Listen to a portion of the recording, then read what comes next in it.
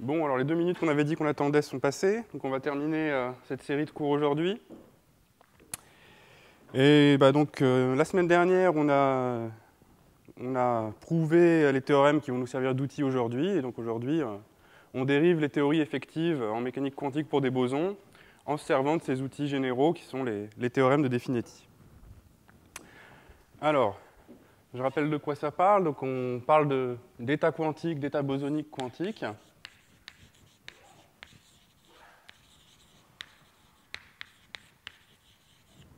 N particules, et N particules qui vivent dans l'espace à des dimensions. Donc un état pur, c'est une fonction d'onde psi n dans L2 symétrique de RdN et de norme 1, norme L2. Voilà. Un état pur, vous pouvez toujours l'identifier avec le projecteur orthogonal sur cet état pur, donc en notation de physicien, là, 4 bras. Et cette notion-là, vous pouvez la généraliser en notion d'état mixte, dont on va se servir tout le temps. Alors un état mixte, l'ensemble des états mixtes bosoniques, pour moi, ça sera ce grand S de L2S RdN. Donc, le petit s, ça veut toujours dire invariant par échange des variables, des n variables. Donc cet ensemble-là, c'est l'ensemble des opérateurs gamma n qui sont à trace sur L2S de RdN, qui sont positifs, ce qui veut dire bien sûr qu'on suppose qu'ils sont auto-adjoints déjà pour commencer, et de trace 1. La notion de dire que c'est de trace 1, c'est l'équivalent de dire que la norme des états purs doit être 1. Voilà. Alors avant que j'oublie, je vais toujours, vu que je vais vite en avoir marre d'écrire L2 de RD, je vais dire que ce H calligraphique, c'est L2 de RD, c'est un espace de Hilbert. Et juste remarquer que L2S de RdN, c'est le produit tensoriel symétrique de n copies de H. Ce qui est peut-être la notion qu'on utilise plus souvent en mécanique quantique. On dit on a un espace de Hilbert à une particule, et pour avoir l'espace de Hilbert à n particules, on prend des produits tensoriels. Et symétrique dans notre cas, parce qu'on parle de boson. Voilà, donc ça c'était les états. Et puis après, il y a le hamiltonien, qui est l'énergie qui donne l'énergie qu'on va chercher à minimiser. Alors, bon, pour simplifier un peu les notations, le hamiltonien, je vais prendre un cas modèle. Les méthodes que je vais exposer ne sont pas du tout limitées à ce cas-là, mais c'est déjà instructif de le regarder. Donc c'est un opérateur de Schrödinger sur chaque particule, donc moins delta plus V agissant sur la particule J. Et puis, on traite des régimes de champ moyen, donc il y a une constante de couplage qui vaut 1 sur n, pour que les deux termes aient le même poids. Et ensuite, une somme sur les paires de particules d'un W de xi moins xj. Le W, c'est un potentiel d'interaction de particules.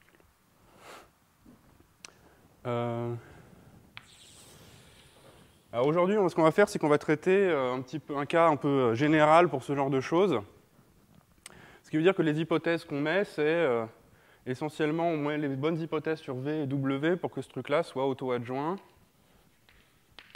et borné inférieurement.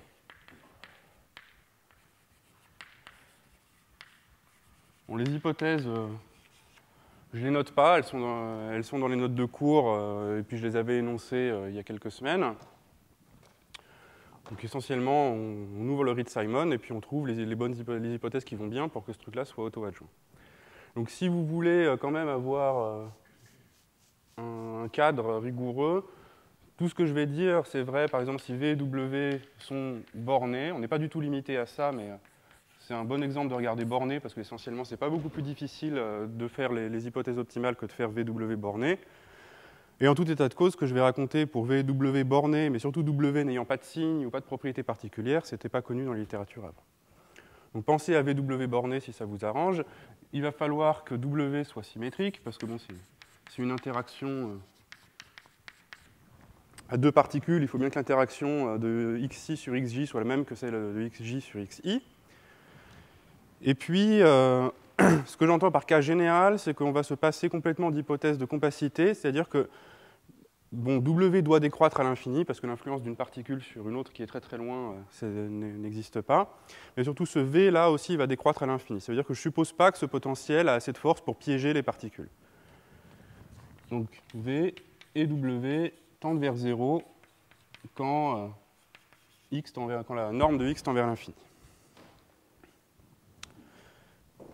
Voilà, donc ça c'est le Hamiltonien. Donc l'énergie d'un état dans ce Hamiltonien, ça va être cette fonctionnelle En de psi n, c'est bien sûr psi n scalaire Hm psi n dans L2. Et pour un état mixte, gamma n, donc le gamma n, ce sera toujours des états mixtes, les psi n, toujours des états purs, c'est bien sûr la trace de Hm gamma n.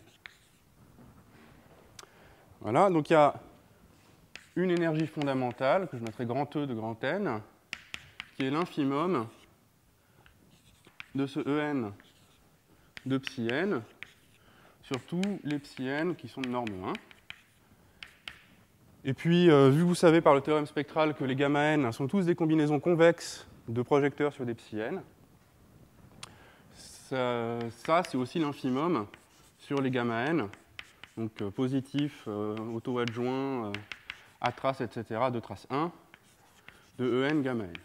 Donc, ça ne change pas la valeur de l'énergie selon que vous minimisiez sur les états purs ou les états mixtes. Et alors, ce qui nous intéresse dans ce cours, c'est la limite de cette énergie quand n tend vers l'infini. Alors, plutôt la limite de l'énergie par particule quand n tend vers l'infini. Ça, qu'est-ce que c'est? Bon, c'est le 4e cours, donc on a déjà vu plusieurs fois ce que ça devait être. Et l'idée, c'est qu'on peut se restreindre, quand n est grand, à un ansatz très particulier. On peut se restreindre à prendre psi n de la forme u tenseur n, où u est juste une fonction à un corps dans L2, c'est-à-dire, si vous voulez, gamma n égale le projecteur sur u tenseur n, u tenseur n. Donc ça, c'est vraiment un peu l'objectif central du cours, c'est de comprendre pourquoi on peut faire cette restriction-là quand n est grand.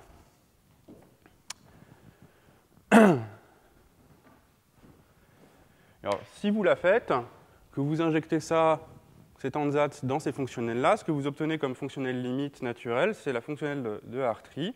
Donc il sera grand E indice H. Avec un exposant V, je vais indiquer le potentiel en exposant pour une raison que j'explique tout de suite.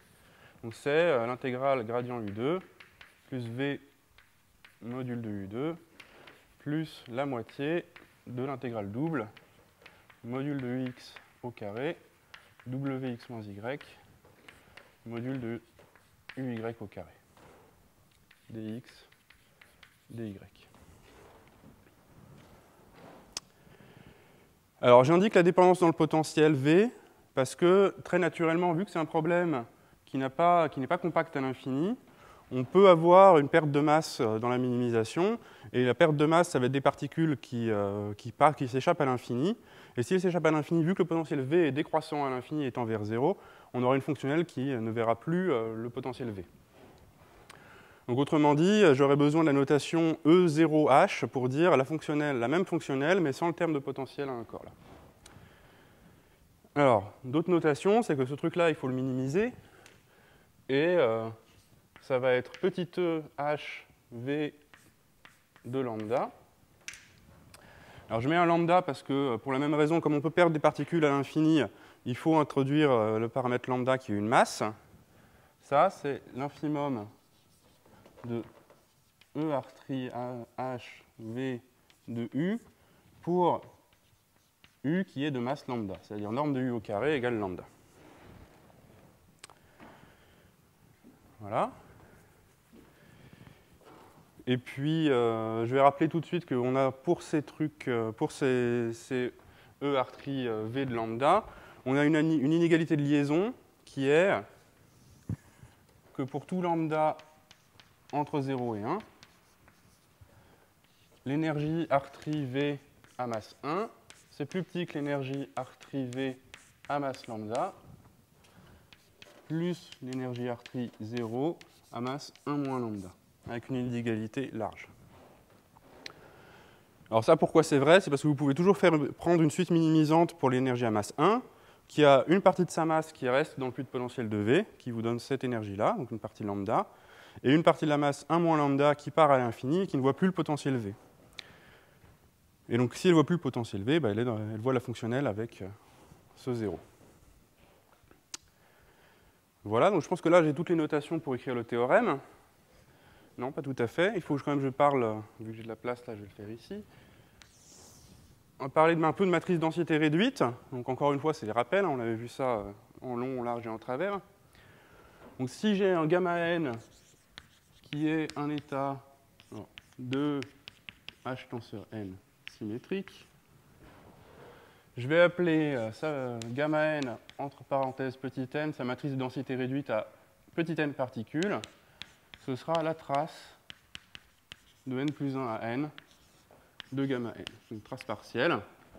Ce qui veut dire que si je veux calculer trace de grand A petit n, gamma n, n, où grand A petit n c'est un opérateur borné de h tenseur petit n, ça c'est par définition égal à la trace de A petit n, tenseur l'identité tenseur n-n, gamma n. Voilà, c'est la définition. Donc observez que là, je prends la normalisation qui n'est pas tout à fait standard pour les matrices densité, c'est que pour moi, elles sont toujours de trace 1, ce qui fait que c'est plus simple d'extraire des limites. Mais un physicien préférerait que ça soit de trace grand N choose petit n. Enfin voilà, c'est juste une convention. Alors, ça, on l'avait dit aussi plusieurs fois. Pourquoi c'est utile d'avoir ces notations-là et pourquoi ça rentre naturellement dans le problème? C'est que cette fonctionnelle-là trace de Hn gamma n. Vous pouvez voir que c'est n fois la trace de moins delta plus V sur la matrice densité à un corps, plus n sur 2 fois la trace de W gamma n2. Donc j'en profite pour vous rappeler que la convention, c'est que le W, je l'ai identifié toujours avec l'opérateur sur H tenseur 2 qui agit comme la multiplication par W de x moins y. Donc ça, c'est toujours vrai. Le fait que les deux termes pèsent le même poids, c'est que j'ai un n là et un n sur 2 là, bah, ça vient du fait que là, j'ai mis un 1 sur n moins 1. C'est-à-dire que normalement, vous avez n termes pour ça, parce qu'il y a n termes dans la somme. Et normalement, vous avez un poids nn-1 sur 2 pour le terme en W, parce que là, j'ai nn-1 sur 2 paires de particules, mais j'ai divisé par 1 sur n-1, donc ça fait ce n sur 2. Et ça, je peux encore le réécrire si je veux. 1 sur 2, trace de moins delta plus V, tenseur l'identité, plus l'identité tenseur moins delta plus V, plus W, et le tout agissant sur la deuxième matrice de densité.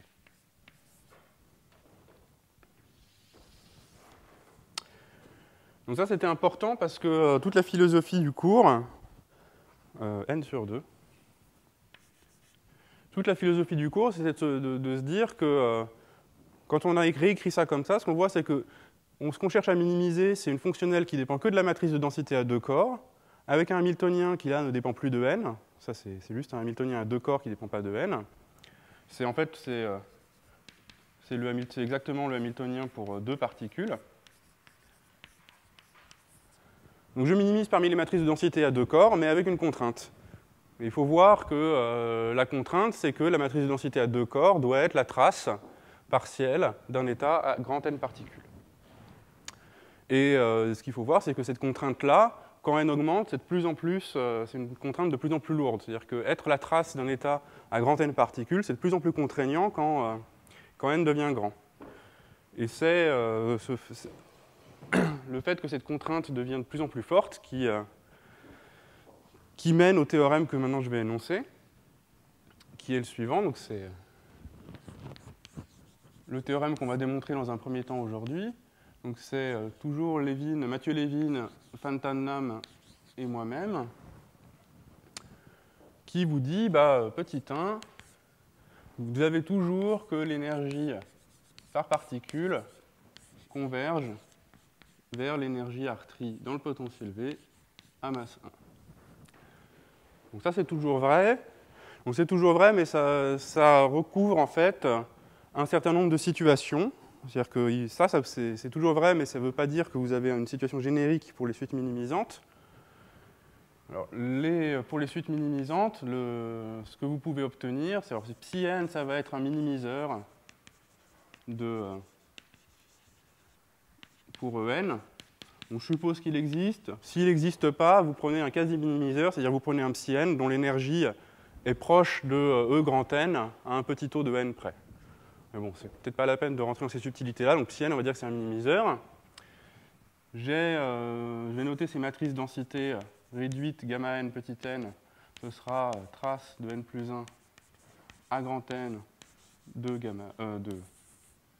psi n, psi n. Et c'est pour ces matrices de densité qu'on va avoir des résultats de convergence. C'est-à-dire ce qu'on va savoir, génériquement, c'est que gamma n converge faiblement étoile vers une intégrale d mu u tenseur n, petit n, u tenseur petit n. Donc faiblement étoile, je veux dire, faiblement étoile dans la classe de trace. Ce qu'il faut voir, c'est que petit n, pour moi, là, il est fixe. Donc petit n, là, c'est une convergence à petit n fixe, grand n tend vers l'infini. Et le mu, c'est une mesure de proba, donc borélienne, sur l'ensemble des U de l'espace de Hilbert à une particule, je dirais L2 en fait, qui sont de normes plus petites que 1, et qui doivent satisfaire la chose suivante. Il faut que les U qui sont dans le support de cette mesure de proba doivent déjà minimiser l'énergie R3 dans le potentiel V à leur propre masse. C'est-à-dire que l'énergie R3 de U est égale à l'infimum pour la masse de ce U. Et ce n'est pas suffisant, il faut aussi que cette énergie-là soit une énergie qui sature, cette masse-là, pardon, doit être la masse qui sature cette inégalité-là. C'est-à-dire qu'on a toujours une inégalité large, mais parfois on a une égalité, et les U qui restent à la limite, ce sont ceux qui satisfont l'égalité. C'est-à-dire que ça doit être ER' de 1 moins ER' de 1 moins norme de U2. Voilà. Pardon ? Oui, pardon, oui. Voilà. Alors,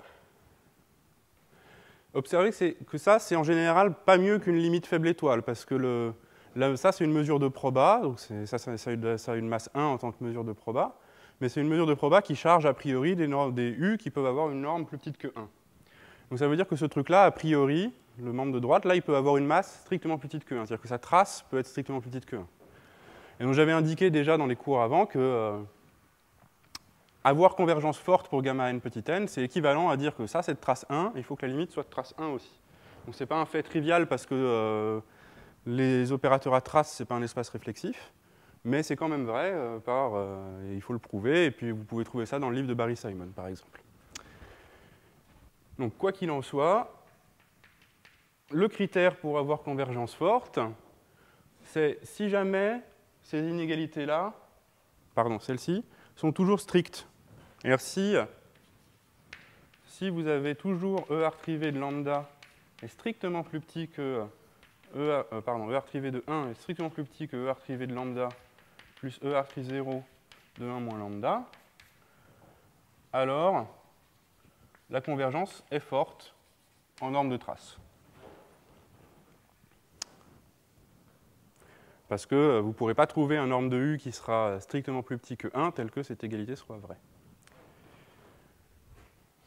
Et puis petit 4, c'est le cas idéal où on a non seulement cette inégalité de liaison stricte, mais en plus, s'il existe un unique minimiseur UH pour ER'. Alors je dis unique, unique à une phase constante près, hein, parce que si je multiplie U par un nombre complexe de module 1, l'énergie ne change pas. Donc quand je dis unique, c'est constant, c'est unique à une phase près. Et donc dans ce cas-là, ce qu'on a, c'est que, oui, je ne l'ai pas dit, ça c'était modulo extraction de sous-suite. Donc ça c'est modulo extraction.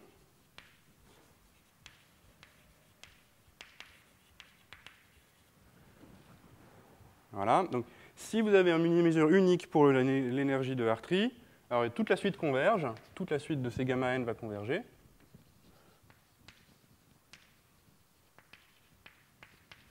Et converge vers quoi? Bah, bien sûr, cette mesure-là va se réduire à un truc trivial, et vous aurez que gamma n converge fortement en norme de trace vers, vers le projecteur sur UH tenseur petit n, UH tenseur petit n. Voilà.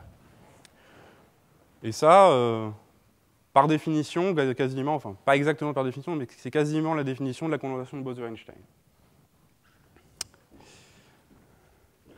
Et puis donc observez que l'unicité à une phase constante près, c'est logique, parce que la phase constante, on ne la voit pas là-dedans. Si je multiplie par une phase de chaque côté, là, le projecteur ne change pas. Donc voilà ce qu'on prouve dans un premier temps aujourd'hui.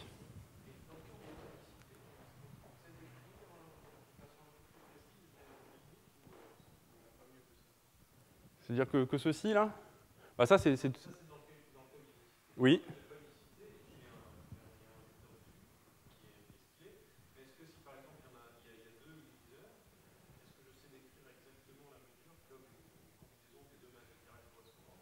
Non, a priori, on va juste savoir que n'importe quelle combinaison fera le job.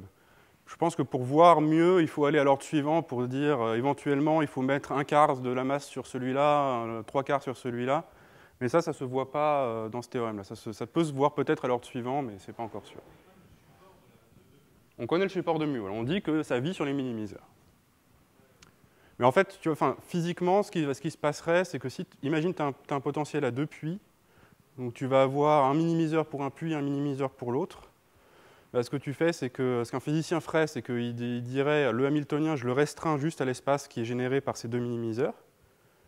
Et puis après, bah, j'obtiens un Hamiltonien effectif qui est rien d'autre que le Hamiltonien de Bose-Bard. Et dans l'Hamiltonien de Bose-Bard, là, tu vois que, en fonction de l'interaction et de la distance entre les puits, tu peux avoir différents scénarios.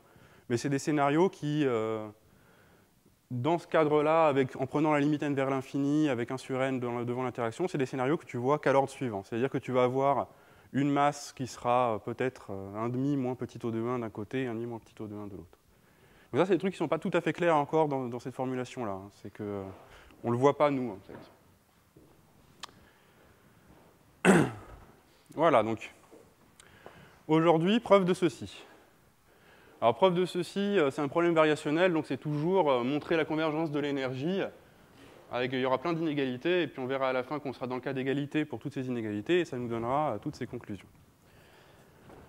Alors, bon, avant que j'oublie de le dire quand même, il y a un truc trivial, c'est que En sur N, c'est plus petit que E Hartree V de 1. Donc, vous prenez juste un état test qui est U tenseur N, vous avez le droit, donc c'est le principe variationnel. Donc tout ce qu'on cherche à faire, c'est une borne inférieure sur En sur N. Et alors quand j'étais en postdoc à Cergy, il y avait Nicolas Godet qui faisait sa thèse en même temps que je faisais mon postdoc, et qui se moquait de nous qui faisions des problèmes variationnels en disant « toutes vos preuves commencent par en extraire une sous-suite ». Donc je crois que Julien s'en souvient bien de cette blague. Mais donc c'est pas tout à fait vrai, parce que quand même, il y a des moments où on verra ça, notamment dans la fin de ce cours, où on peut faire des estimations quantitatives et on n'a pas besoin d'extraire de sous-suite. Mais bon, pour cette preuve-là, effectivement, on commence par extraire une sous-suite. Donc, toutes ces gamma n, matrices densité du minimiseur, sont de trace 1, par définition. Donc, je peux toujours dire que modulo une sous-suite, que je ne note pas, j'ai convergence faible étoile dans la classe de trace de gamma n vers un petit gamma n. Donc modulo sous-suite et modulo une sous-suite diagonale, parce que je suis en train de dire que pour tout petit n, je peux prendre la même sous-suite en grand n. Voilà. Alors, quelque chose que je vais dire, que je ne vais pas démontrer parce que c'est vraiment facile à faire et c'est pas très long, c'est que c'est facile de voir dans ce problème-là qu'en fait, c'est un problème localement compact. C'est-à-dire que les hypothèses que j'ai mis, enfin, que je n'ai pas mises parce que j'ai mis les hypothèses triviales là, mais sous les hypothèses que je mets dans les notes, les potentiels sont relativement bornés par rapport au Laplacien, et du coup, c'est pas difficile de voir que vous avez quelque chose du genre trace de moins delta j plus, somme de j égale 1 à n de moins delta j plus vxj agissant sur gamma n, ça c'est borné, uniformément en grand N. Et donc, en particulier, trace de moins delta j dans gamma n va être bornée. Donc ça vous dit parce que l'injection de Sobolev dans un domaine compact va être compacte, que le plongement de H1 dans L2 dans un domaine compact est compact. Ça vous dit que si je prends une fonction de qui à support compact, régulière comme d'habitude, c'est le qui habituel, ça va être un qui R parce que le R va varier dans une boule de rayon R. Vous avez, si je sandwich gamma n entre qui tenseur n et qui tenseur n, ça converge fortement vers qui tenseur n, gamma n, qui tenseur n. Donc ça, c'est S1 fort.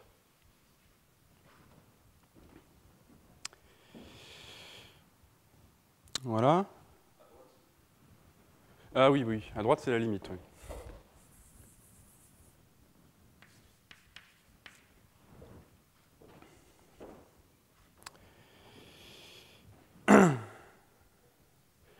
Donc ça, c'est les trucs de base, les limites qu'on peut extraire.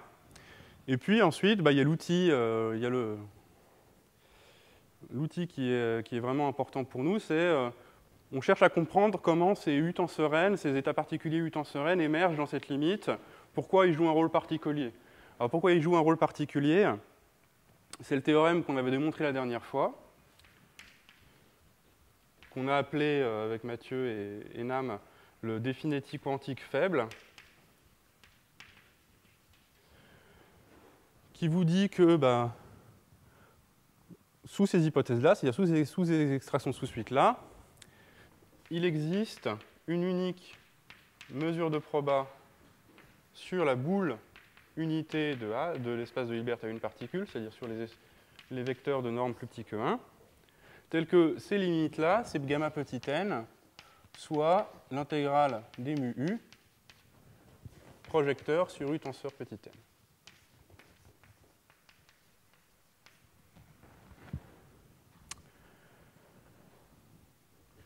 Donc bon, pourquoi les U tenseur n jouent un rôle particulier? Parce que dans la limite, il n'y a plus que ça. C'est-à-dire que toutes les limites que vous obtenez sont des combinaisons convexes des U tenseur n. Et vu que l'énergie est linéaire dans l'état, on comprend bien que les U tenseur n vont jouer un rôle important. Alors c'est quand même pas tout à fait fini parce que ça c'est une limite faible, il faut quand même faire attention à ce qui se passe à l'infini. Et je vais quand même dire le deuxième point du théorème qui est le théorème définitif fort, qui dit que si, en fait c'est équivalent, il y a équivalence entre avoir convergence forte, donc pour la suite que j'ai extrait en haut, et mu et une proba sur la sphère de l'espace de Hilbert. Donc ça, SH, c'est les vecteurs qui sont de norme exactement 1. Alors ça, c'est le théorème original que j'avais expliqué un peu l'historique. Le théorème original de Sturmer et Hudson-Moody vous dit ce truc-là, et nous, ce qu'on a fait, c'est qu'on l'a amélioré à ce truc-là. En fait, une fois que vous avez cet énoncé-là, celui-là, il est trivial, parce qu'il vous dit que ça vous dit juste que pour avoir convergence forte, c'est équivalent à dire que la trace de ce machin-là vaut 1. Donc c'est équivalent à dire que la mesure de proba là doit vivre sur la sphère. Et de plus, vous pouvez observer que c'est équivalent de dire que vous avez convergence forte pour un petit n et pour tous. Parce que si vous avez convergence forte pour un petit n, la trace du gamma petit n doit être 1. la mesure de proba là ne dépend pas de petit n, donc la trace de l'intégrale sur mesure de proba, enfin pardon, pas son intégrale, ça, elle doit vivre sur la sphère unité. Du coup, si vous avez convergence pour un petit n, vous avez convergence pour tous les autres. Voilà. Donc c'est le théorème qui vous décrit la limite faible et qui vous dit pourquoi, dans la limite faible, les U tenseur n jouent un rôle particulier. Alors pour nous, ce n'est pas suffisant de regarder la limite faible. On va devoir regarder aussi ce qui se passe à l'infini, parce que c'est un problème qui n'est pas compact à l'infini. Mais alors avant de faire ça, on va faire la partie simple. Enfin, avant de faire ça, on va plutôt énoncer le lemme qui va nous servir, que je ne vais pas démontrer. Donc il y a un lemme, c'est, je dirais entre guillemets, c'est de la concentration de compacité standard, quoi. Tel que c'est connu depuis les années 80. C'est-à-dire que la liminf de En sur grand N, vous pouvez l'obtenir comme une liminf quand R tend vers l'infini, pris après une liminf quand N tend vers plus l'infini. De quoi? De l'énergie, vous avez localisé en deux morceaux les particules qui restent localisées dans le support de Kier et les particules qui partent à l'infini. Donc pour les particules qui partent à l'infini, j'ai besoin de noter que eta R, ça sera racine carrée de 1 moins Kier carré. Donc c'est la partition de l'unité usuelle qu'on voit partout. Donc vous avez cette liminf de un terme en qui, donc qui est trace de moins delta plus V qui R gamma N1 qui R, plus la moitié de la trace de W qui R tenseur 2 gamma N2 qui R tenseur 2.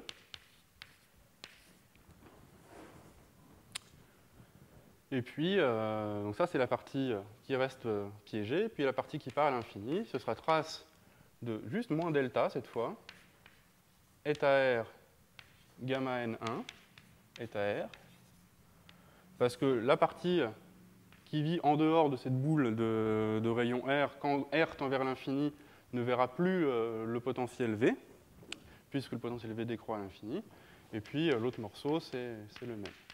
Trace de W, eta R tenseur 2, gamma N2, eta R tenseur 2. Voilà, et puis j'ai un crochet à fermer, et c'est la fin du lemme.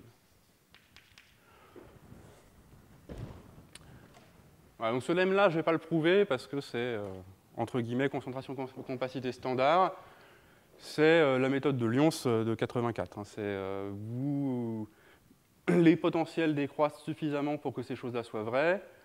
Là, j'ai pris le cas simple où l'énergie cinétique, c'est un moins delta, donc on utilise la formule de IMS, c'est-à-dire, je ne sais jamais quels sont les noms originaux, mais ce qui est intéressant avec la formule de IMS, c'est qu'il y a 3 noms IMS, mais ça correspond aussi à Israel Michael Segal, qui est celui qui a popularisé la formule. Donc c'est pas mal. Donc on va dire la formule Israel Michael Segal, qui vous permet de splitter l'énergie cinétique en ces deux morceaux-là, modulo un reste, et puis les autres termes, c'est voir que le terme en Kier et le terme en eta R n'interagissent pas dans la limite, et ça c'est la méthode de Lyons avec des fonctions de concentration de Lévy. Donc on va partir de là, et puis on va dire que ce terme-là, ce gros terme qui est dans la liminf, je vais dire que c'est E qui, il y a une énergie qui, et une énergie eta, et on va regarder ce que font ces deux termes-là. Alors le terme facile, c'est le terme en qui. Sous le terme en qui, on a convergence forte des matrices densité réduite.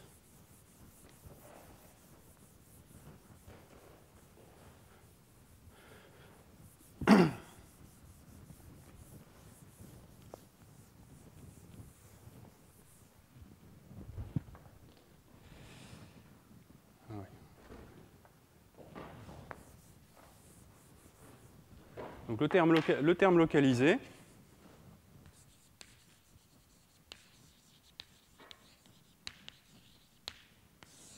si je prends l'iminf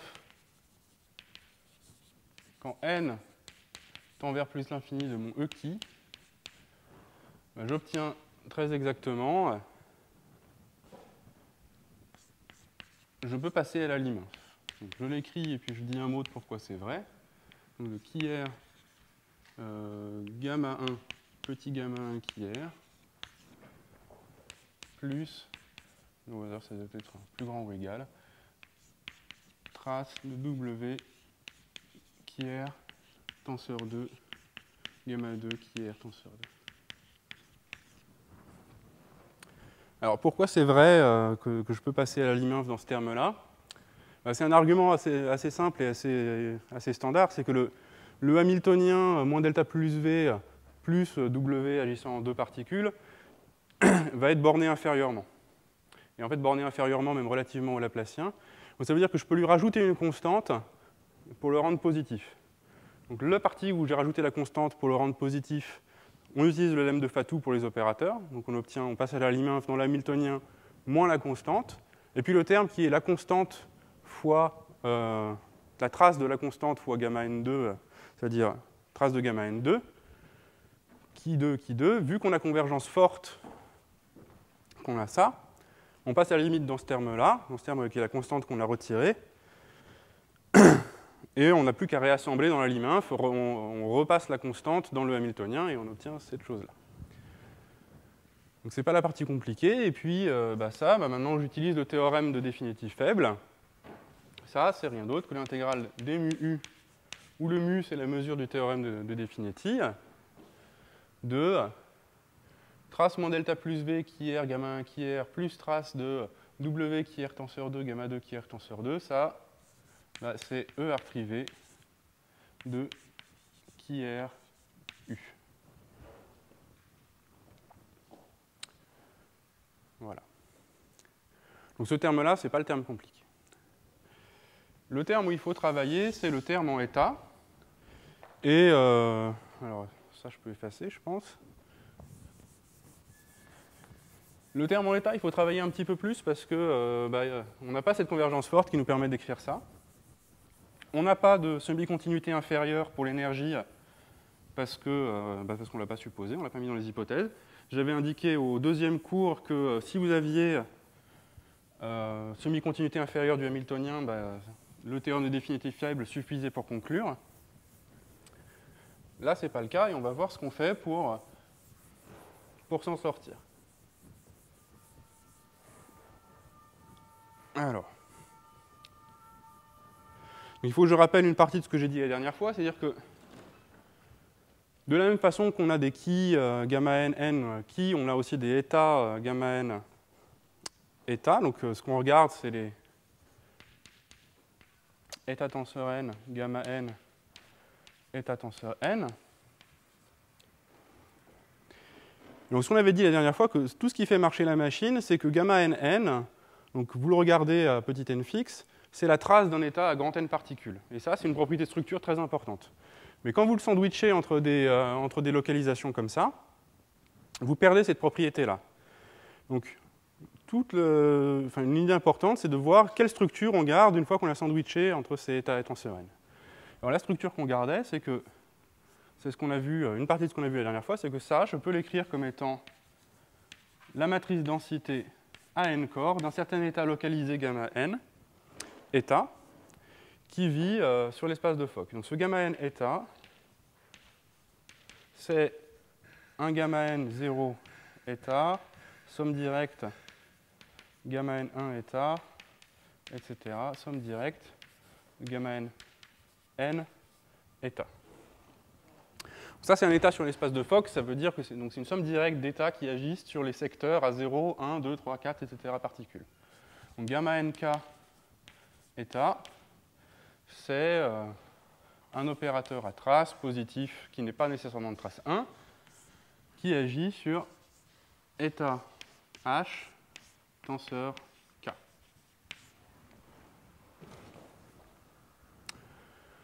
Donc qu'est-ce que ça veut dire cette égalité-là? Qu'est-ce que c'est que la matrice densité à n corps? Donc ça c'est un petit n et ça c'est un état, il faut que je fasse attention.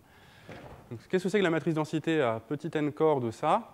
Donc par définition dans mes conventions, gamma n état petit n, c'est une somme de k égale n à grand N. Alors il y a un facteur de normalisation dû au fait que je veux que tout ça, que la trace de référence pour les matrices de densité soit 1. Donc il y a un facteur de normalisation qui est n, grand N, choose petit n moins 1, k, choose petit n. Et ensuite, je prends la matrice densité réduite de l'état AK particules dans cette somme directe. Donc trace de n plus 1 à grand N de gamma n k état. Étant entendu que la convention, c'est que si k vaut petit n, je ne prends pas de trace là, je garde juste l'état, je ne prends pas de trace partielle. Donc ça, c'est très utile, parce que ça permet de récupérer de la structure. Et alors, il y a, pour cette méthode, il y a un truc absolument fondamental dont on va se servir, qui a été observé par Mathieu.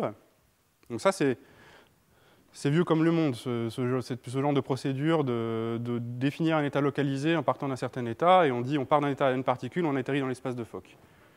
Ce qui n'est pas tout à fait vieux comme le monde, c'est de dire que, de même que j'ai défini un état localisé état ici, j'ai aussi un unique gamma n qui. Donc j'écris pas ce que j'écris pas, c'est la même chose, tout à fait la même chose que vous remplacez qui par état.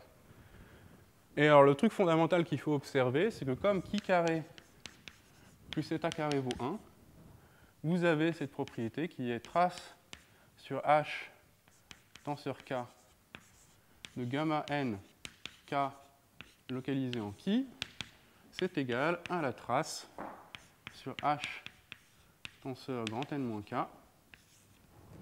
de gamma état n moins k.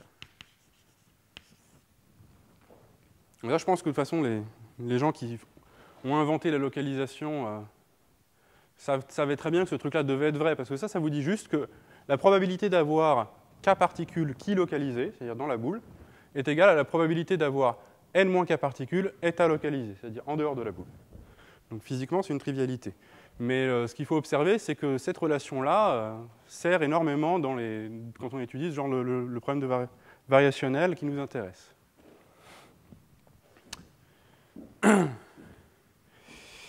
Oui. Donc, là, j'ai rappelé les définitions de la dernière fois. Revenons à nos moutons. Ce qui nous intéressait, c'est de comprendre les termes en état. Comment je vais décrire la limite du terme en état de l'énergie. Alors, ce qui se passe, c'est que je vais vouloir utiliser le théorème de Definetti, parce que c'est lui qui me dit que les U tenseur n jouent un rôle important. Et le problème, c'est que le théorème de Definetti, il vous décrit la limite faible de votre suite. C'est-à-dire qu'il vous décrit les gamma petit n obtenus comme ça. Mais les gamma petit n, comme c'est la limite faible d'un problème localement compact, moralement, il décrit que ce qui se passe dans la boule. Il décrit que les qui, que le terme localisé en qui. Alors cependant, on peut quand même récupérer un petit bout d'information. Donc ce n'est pas un très gros bout d'information, mais c'est suffisant pour nous.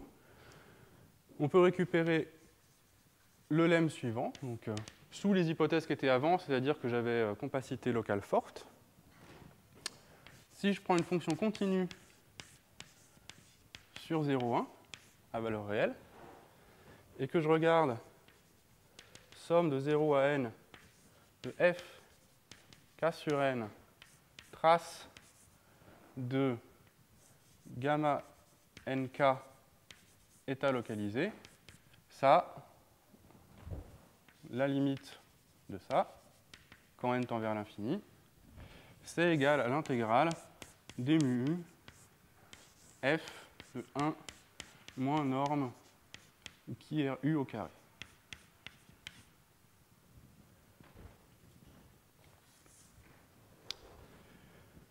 Donc vous voyez, ce n'est pas beaucoup d'informations parce que cette somme-là, avant d'avoir fait la preuve qui va suivre dans une minute, on ne voit pas trop comment on va s'en servir. Mais c'est quand même un petit bout d'information parce que ça vous dit que quand même ce truc-là qui est état localisé, vous pouvez quand même le décrire à la limite en utilisant la mesure de Definetti. Donc ça, je l'avais énoncé à la fin du dernier cours et je n'avais pas eu le temps de faire la preuve, donc on va faire la preuve de ça maintenant. Preuve de Slem. Et donc c'est une preuve qui va avec la preuve d'existence pour la construction qu'on a fait pour la mesure de définitive, en fait au sens où on va voir que c'est juste un corollaire du théorème de définitive. Donc si vous savez prouver le théorème de définitive d'une manière ou d'une autre, vous saurez prouver ça. Mais ce que je prétends quand même, c'est que si vous n'avez pas fait avant la preuve constructive qu'on a fait la dernière fois, c'est assez difficile d'imaginer que ce truc-là va être vrai. Donc la preuve, il y a une première étape qui est, il n'y a pas de mystère, hein, je ne vais pas sortir un truc magique de mon chapeau, c'est que le terme en état, il n'y a rien à faire, on ne sait pas le traiter. Ce qu'on sait faire, par contre, c'est utiliser cette relation-là pour transformer le terme en état en un terme en qui. C'est-à-dire que cette somme-là, de k égale 0 à n, de f k sur n, trace gamma nk état, par cette relation-là, c'est la somme de k égale 0 à n de f 1 moins k sur n trace gamma n k qui. Alors j'ai juste utilisé ça. Et puis j'ai réorganisé la somme pour mettre un 1 moins k sur n ici. Donc moralité, je vais appeler g de k sur n, ça sera f de 1 moins k sur n. Et ce qu'il me faut montrer, c'est que pour toute fonction continue g, donc, montrons que pour toute fonction continue g, somme de k égale 0 à n de g de k sur n trace gamma nk qui converge vers l'intégrale qu'il faut. Intégrale d mu u g de norme qui u au carré. Donc là, on a tourné la difficulté. On voit bien que ça va mieux se passer parce que pour le qui, on a plus d'informations, on va avoir de la convergence forte.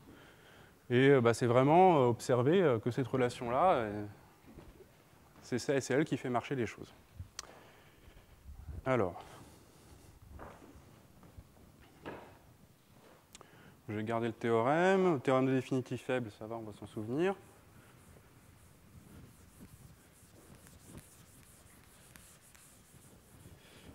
Alors, comment prouve-t-on ce deuxième énoncé? Déjà, on va clarifier les choses en disant qu'on va travailler par densité des polynômes dans les fonctions continues. Donc, il suffit de regarder, j'ai encore un peu de place, ici, c'est suffisant de faire la preuve pour g de lambda égale lambda puissance petit n, par densité des polynômes. Donc, qu'est-ce que je regarde? Je regarde la somme de k égale 0 à grand N, de de k sur n puissance petit n, trace de gamma n k qui.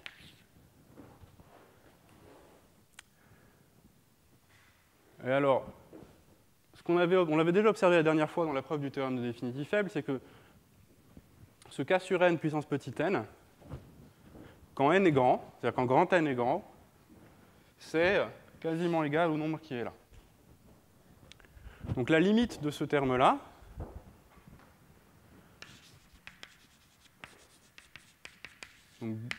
c'est pas difficile de voir que ça va être la même chose que la limite quand n tend vers l'infini de somme k égale petit n à grand N de n choose n moins 1 k choose petit n trace gamma n k qui. Donc j'ai dit que ce nombre-là, c'était quasiment ce nombre-là, et là j'ai une somme qui part de petit n, là une somme qui part de 0, mais là c'est clair que les termes qui sont pour k proche de 0 ne vont pas compter, parce que si k est petit et que n tend vers l'infini, les termes ne comptent pas. Et donc c'est l'occasion pour moi de dire quand même que pourquoi ces termes ne comptent pas, parce que j'avais déjà oublié de le dire la dernière fois et Patrick me l'a rappelé, donc je vais quand même le dire maintenant, c'est que ça c'est ce terme-là, cet état-là, c'est un état sur l'espace de Fock.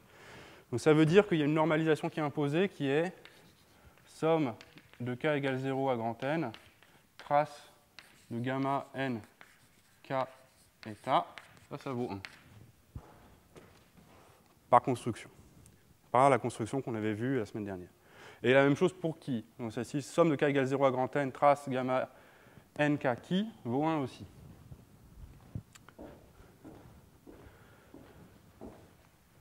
Voilà, donc là on a presque gagné, parce que cette somme-là, en vertu de ce que j'ai écrit là, juste vous remplacez qui par état, ben cette somme-là,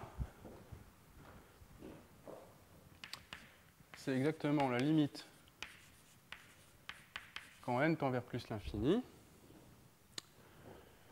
Non, ce n'est pas en vertu de ce que j'ai écrit là-bas, oubliez ce que je viens de dire, mais c'est k égale petit n à grand N, n moins 1, k choose n, trace de... qu'est-ce que je voulais dire?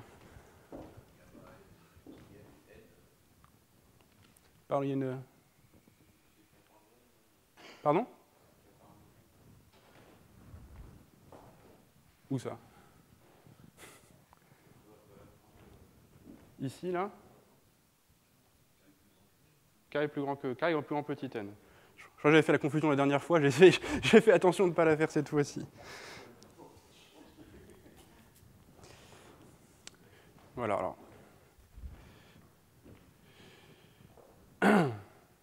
Donc ça, en fait, je le réécris mieux, ça c'est trace de gamma nk qui petit n. Voilà. En vertu de ce que j'avais écrit. Mais bon, par définition, ça c'est toujours la limite quand n tend vers plus l'infini de trace qui tenseur petit n gamma nk petit n qui tenseur petit n. Ça, c'était l'état gamma n qui était construit pour que ça soit vrai. Voilà, tout à fait. Et bon, bah là c'est la trace de cet état-là, enfin de cet état projeté, si vous voulez, mais on a convergence forte pour ce truc-là. Donc la limite de cette trace-là, c'est la trace de la limite. Donc c'est ça, cette limite, c'est trace de qui tenseur petit n, le petit gamma n, qui est la limite faible de gamma grand n petit n, qui tenseur petit n. Et ça, c'est l'intégrale, en vertu du théorème de définitif faible, c'est l'intégrale des mu de trace qui tenseur n, u tenseur petit n, u tenseur petit n, qui tenseur n. Bon, puis les qui rentrent à l'intérieur, et donc ça, c'est bien intégrale des mu u, norme de qui u puissance 2n. Ce qui est normalement bien ce que je voulais montrer. Oui. Parce que donc G de lambda, c'est lambda petit n, donc G de qui u carré, c'est bien cette norme-là. Voilà, fin de la preuve de ce morceau-là.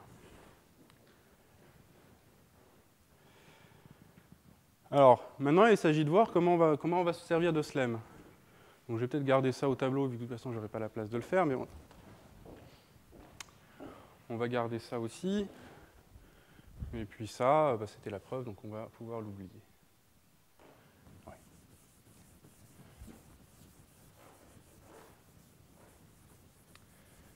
Alors, comment on se sert de ce truc-là ?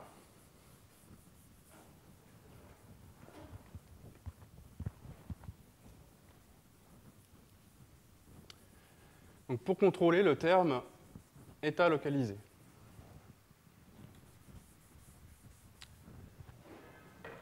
Donc je veux regarder trace de moins delta état R gamma N1 état R plus 1 demi trace W gamma N2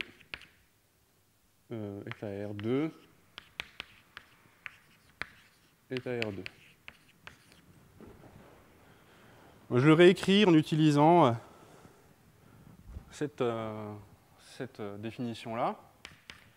C'est une somme. Alors bon, Pour simplifier, je vais faire comme si les sommes partent toutes de 0. Il y en a une qui va partir de 1, une autre qui va partir de 2. Ce n'est pas très très important parce que là j'ai une somme où il y aura k sur n en facteur. Le trace,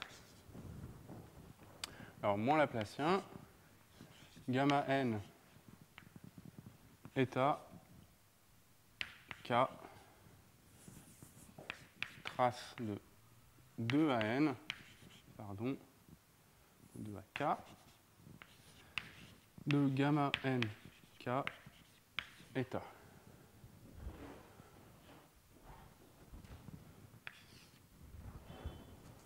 Donc là, c'est le premier terme où j'ai utilisé juste ce que j'ai écrit là. Et puis comme j'ai dit, je fais semblant que les sommes partent de k égale 0 à n pour simplifier un peu, parce qu'il manque en fait, il manque le terme k égale 0. Mais là, en l'occurrence, il va être mis. Et le deuxième terme, c'est le même principe. Alors, je ne me souviens plus si c'est exactement une égalité ou s'il faut faire une petite estimation, mais dans tous les cas, je ne vais sûrement pas le faire au tableau, mais c'est essentiellement k sur n au carré, trace de w sur 2, trace de 3 ak, gamma nk, eta. Voici.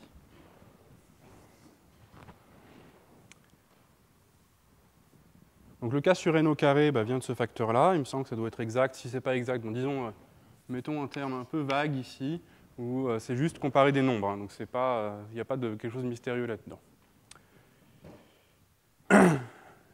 Donc ce qui se passe, c'est que j'ai un état à k particules, qui est celui-ci. Donc ce n'est pas exactement un état parce qu'il n'est pas de trace 1, mais c'est un opérateur sur l'espace à k particules.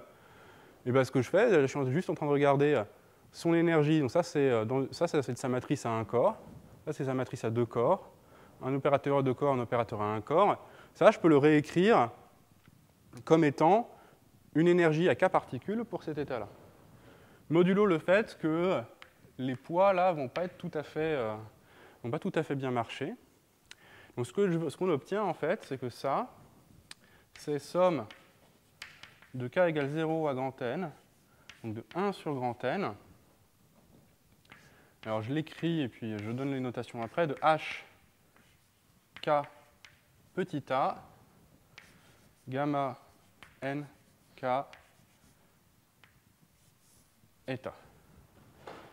Alors hk petit a, c'est un hamiltonien à k corps.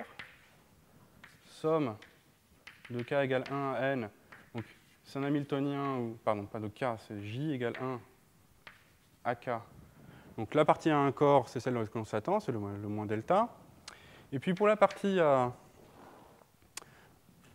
2 corps, ce que j'ai envie de dire, c'est que ce hk, ça va être essentiellement un opérateur de champ moyen. Il va essentiellement être dans le scaling de champ moyen. Alors c'est-à-dire qu'il va y avoir un petit a sur k-1. Parce que comme c'est un opérateur à k corps, j'ai envie de le normaliser l'interaction en mettant 1 sur k devant l'interaction. Et puis après, j'ai une somme sur les paires ij plus petit k, w, xi moins xj. Et le petit a, qu'est-ce que c'est? Là, j'ai un peu triché parce que j'étais parti d'un hamiltonien qui avait un scaling où je mettais 1 sur n devant l'interaction. Là, j'ai mis un 1 sur k. Et en fait, si vous faites bien le calcul, vous voyez qu'il faut que le petit a, pour équilibrer ça, il faut que petit a soit égal à essentiellement k-1 sur n-1. Bon, c'est peut-être k sur n ou autre chose, mais essentiellement, c'est petit k sur grand n.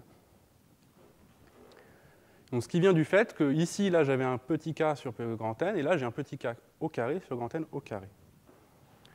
Donc, si vous faites les choses bien, vous obtenez cette chose-là. Alors,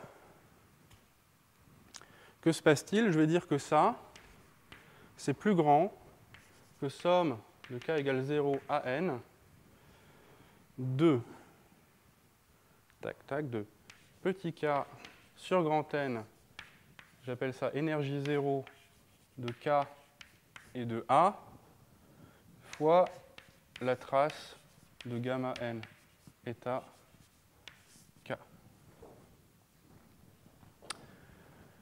Alors, qu'est-ce que j'ai dit là? C'est que cet état n'est pas normalisé, donc si je veux une borne inférieure, il faut qu'à un moment je me récupère la trace de l'état. Et j'ai dit que là, c'était l'énergie à k corps dans ce Hamiltonien-là. Et j'ai appelé le fondamental de cette énergie à k corps E0 de k sur Ka. Alors, pour le faire comme ça... non, c'est pas comme ça qu'il faut le voir. Il y a 1 sur k ici. Voilà. Voilà, là, je pense que c'est correct. Et donc ça, j'ai juste dit que l'énergie fondamentale de ça, c'était, je l'ai juste noté E0 de K et de A. Pourquoi pas? Alors maintenant, ce que je vais dire, c'est que les termes où K est petit, on s'en fiche en vertu de ce facteur-là, K sur N. Parce que N va être grand, K est petit, les termes ne comptent pas. Les termes où K est grand, c'est-à-dire K grand, c'est-à-dire qu'il va être d'ordre grand N. Petit a est essentiellement fixé, donc c'est essentiellement un paramètre. Et ça, c'est une énergie de champ moyen dans la limite du grand nombre de particules. Donc ce que je vais dire, c'est que c'est quelque chose qu'on va prouver après. C'est un théorème, si on veut. C'est que E0 de K de EA sur K, ça converge quand K tend vers l'infini, et que petit a est fixe, vers une énergie R3, alors 0 parce qu'il n'y a pas de potentiel, R3 virgule petit a parce que l'interaction, le terme d'interaction va avoir un poids petit a dedans, et de 1.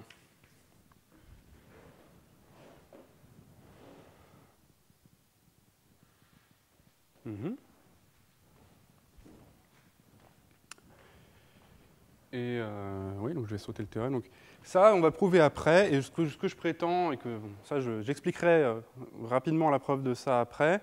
Et puis, je vais le dire juste oralement, et puis la version précise est dans les notes, vous pourrez regarder, c'est qu'il y a de l'équicontinuité en A. Donc, je le mets entre guillemets, c'est que quand on fait cette limite-là, on a suffisamment d'équicontinuité.